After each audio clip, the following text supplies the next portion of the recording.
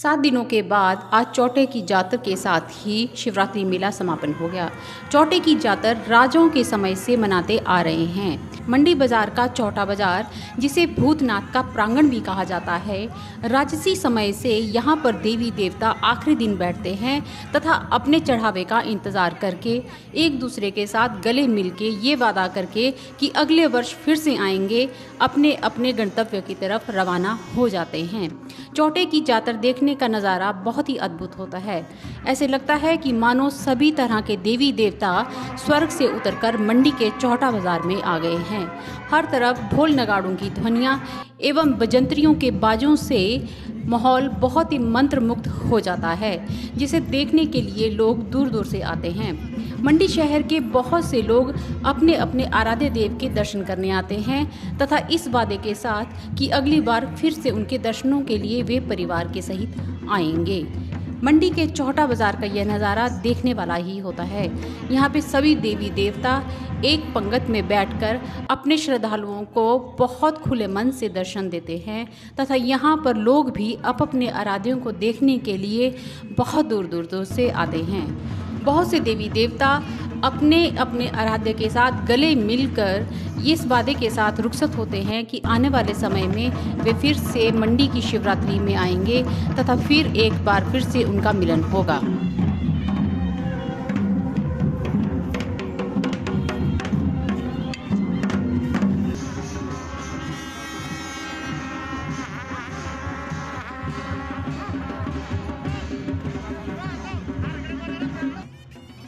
शिवरात्रि मेले में आए दूर दूर से सभी देवी देवताओं ने अपनी परंपराओं का निर्वाह करते हुए जाने से पहले एक बार फिर से मंडी जनपद के आराध्य देव राज माधव राय के दरबार में हाजिरी भरी तथा उसके बाद वे सभी देवी देवता अपने अपने गंतव्य की तरफ रवाना हो गए।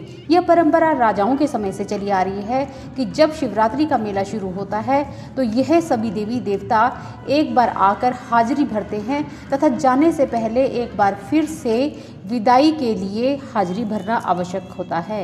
इसी परंपरा का निर्वाह सदियों से होता आ रहा है।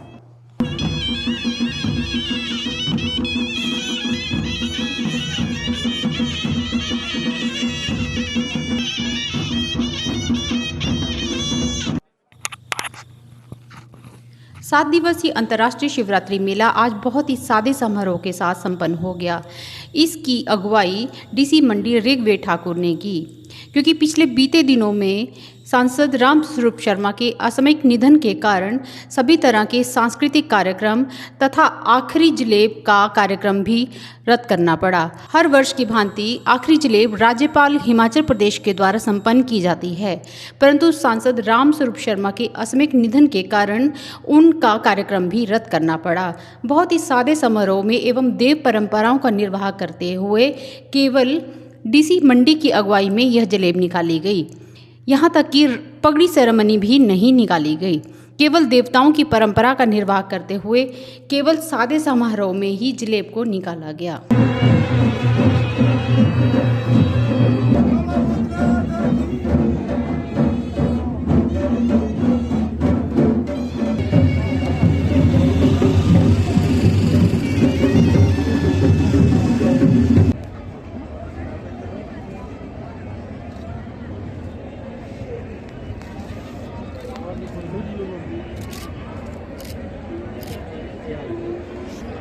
मैं स्वर्णिम अंतर्राष्ट्रीय शिवरात्रि महोत्सव मंडी 2021 के विधिवत समापन की घोषणा करता हूँ। मंडी व्यापार मंडल ने निर्णय लिया है कि मंडी के सांसद रामस्वरूप शर्मा की आकस्मिक निधन के कारण आज दोपहर 3 बजे के बाद पूरा का पूरा मंडी बाजार बंद रखा जाएगा। व्यापार मंडल मंडी के प्रधान राजेश महेंद्र ने बताया है कि मंडल भाजपा के आग्रह पर यह निर्णय लिया गया है। सभी व्यापारियों ने निर्णय लिया है कि सांसद रामस्वरूप शर्मा को श्रद्धांजलि देने के लिए आज पूरा मंडी बाजार 3 बजे के बाद बंद रखा जाएगा। मंडी सांसद रामस्वरूप शर्मा के आकस्मिक निधन के ऊपर बहुत सारी राजनीतिक हस्तियों ने भी शोक व्यक्त किया है, जिनमें अमित शाह एवं राजनाथ सिंह रक्षा मंत्री भी शामिल हैं। एवं राज्यपाल ने भी अपने शोक संदेश में कहा है कि इस तरह के राजनेता बहुत ही कम आते हैं। मंडी शहर को छोटी काशी का नाम देने का श्रेय भी रामस्वरूप शर्मा को ही जाता है। हम सब लोगों के लिए ये बहुत बड़ा सदमा है।